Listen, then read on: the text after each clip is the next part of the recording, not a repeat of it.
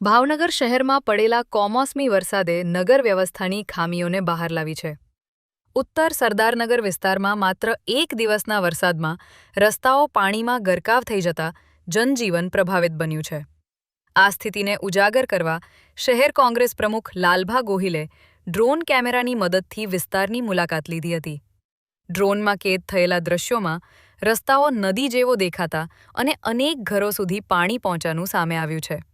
સ્થાનિકોએ નગરપાલિકાની બેદરકારીને જવાબદાર ઠેરવી ડ્રેનેજ વ્યવસ્થા ખોરવાઈ હોવાનો આક્ષેપ કર્યો છે.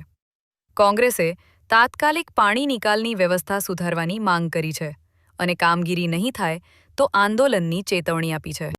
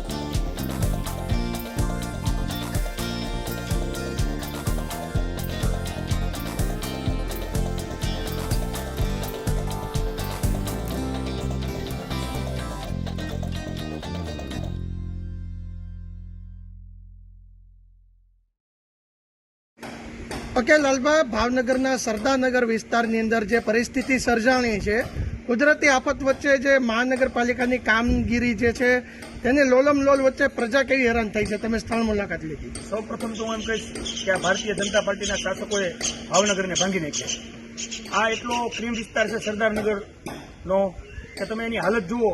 મેડિકલ ઇમરજન્સી હોય તો કેવી રીતે વાહન નીકળે છે, કેવી રીતે કોઈ લેડીઝને કાંઈ બહાર શાકભાજી લેવા જવું હોય તો શું પરિસ્થિતિ છે, બાળકોને એમના વાલીઓને મૂકવા જવું હોય સ્કૂલે તો શું પરિસ્થિતિ છે.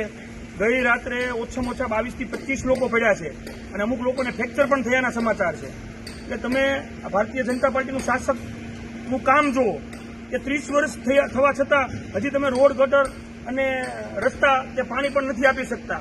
તો આવા શાસકોનું કામ શું છે? આપણે બીજી એક મહત્વની વાત છે, આ જે શેરી આપણે ઉપર ઊભા છીએ, આ શેરી ભાવનગરના તત્કાલીન મેયર ભરતભાઈ બારડની શેરી છે. જો મેયર પોતાના વિસ્તાર જે પોતાનું રહેઠાણ છે એ વિસ્તારને પણ ચોખ્ખો નથી રાખી શકતા તો બીજા ભાવનગરના જે છેવાડાના વિસ્તારો છે એને આ લોકો કઈ રીતે ન્યાય આપી શકશે?